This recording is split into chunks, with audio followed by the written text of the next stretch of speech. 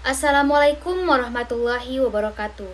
Perkenalkan, nama saya Anissa Maulidia. Di sini saya akan mempresentasikan materi yang berjudul Analisis Teoritis Permodalan Ekuilibrium dan Kebijakan Strategis untuk memenuhi tugas mata kuliah Ekonomi Makro Islam. Di poin yang pertama, saya akan menjelaskan tentang fondasi filosofis dan epistemologi makroekonomi Islam lanjutan, di mana inti dari pembahasan di sini ada 3 prinsip, yaitu tauhid, khalifah, dan falah. Singkatnya seperti ini, bahwa ekonomi syariah di sini bukan hanya membahas tentang untung dan rugi, tetapi tentang berbisnis sambil beribadah. Seperti contoh, tauhid di sini sebagai dasar sistem ekonomi dan manusia sebagai khalifah amanah dalam pengelolaan sumber daya, dan tujuan akhirnya yaitu falah, kesejahteraan dunia dan akhirat. Selanjutnya yaitu kritik teori scarcity. Yang pertama yaitu teori konvensional berasumsi bahwa keinginan manusia tidak terbatas sementara sumber daya terbatas yang memicu persaingan individu yang agresif. Sebaliknya, perspektif makro ekonomi Islam menyatakan bahwa Allah telah menyediakan sumber daya yang melimpah dan cukup untuk memenuhi kebutuhan manusia jika dikelola secara adil, etis, dan didistribusikan secara adil.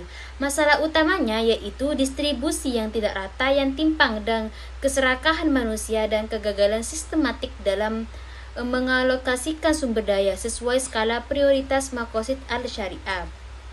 Selanjutnya yaitu rekonstruksi pendapatan nasional. Yang pertama yaitu GDP konvensional tidak mencerminkan kesejahteraan nyata. Yang kedua, ekonomi Islam menghapus aktivitas riba, gharar, dan maisir. Dan yang terakhir yaitu memasukkan siswa sebagai komponen kesejahteraan. Selanjutnya yaitu tujuan pertumbuhan ekonomi. Yang pertama, pertumbuhan ekonomi bukan tujuan akhir. Yang kedua, yaitu fokus pada kesejahteraan masyarakat. Dan yang terakhir, yaitu pertumbuhan inklusif dan pengurangan kemiskinan. Selanjutnya, yaitu teori konsumsi Islam. Teori konsumsi Islam di sini membahas tentang konsumsi moderat. Yang kedua, yaitu larangan israf dan tadzbir. Yang ketiga yaitu peran zakat dalam mendistribusikan pendapatan, dan yang terakhir yaitu meningkatkan konsumsi kelompok berpendapat rendah. Selanjutnya yaitu investasi dalam ekonomi Islam. Poin selanjutnya yaitu investasi dalam ekonomi Islam.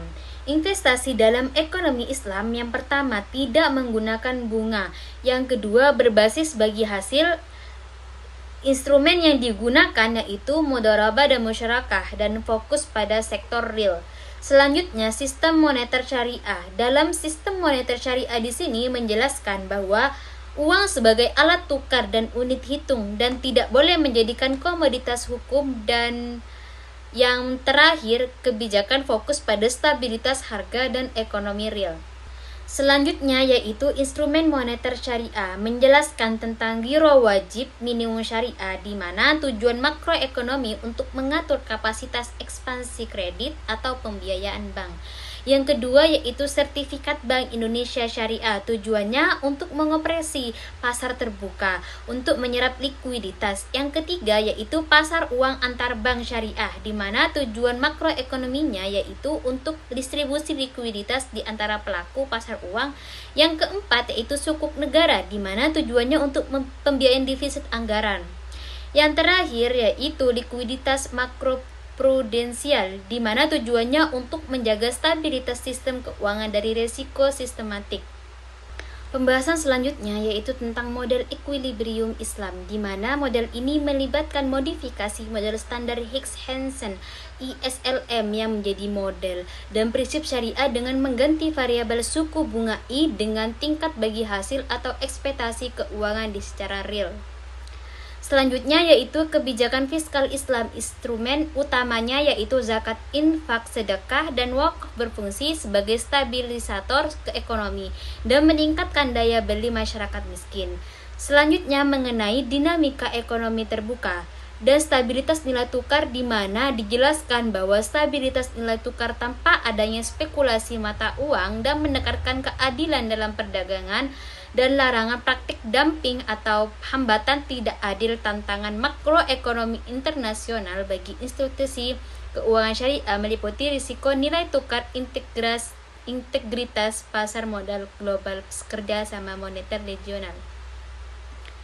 Dan pembahasan yang terakhir yaitu isu kontemporer di mana meliputi digitalisasi, grand makro, dan masa depan makro syariah. Dan ada beberapa contoh riset dari strategis yang menjadi tren dalam makroekonomi Islam. Yang pertama yaitu dampak terhadap pasar tenaga kerja syariah. Yang kedua yaitu stabilitas moneter dalam ekosistem kripto. Yang ketiga yaitu inklusi keuangan digital dan pengurangan kemiskinan. Dan yang terakhir yaitu makroprudensial syariah. Cukup sekian presentasi yang dapat saya sampaikan. Kurang lebihnya mohon maaf. Wassalamualaikum warahmatullahi wabarakatuh.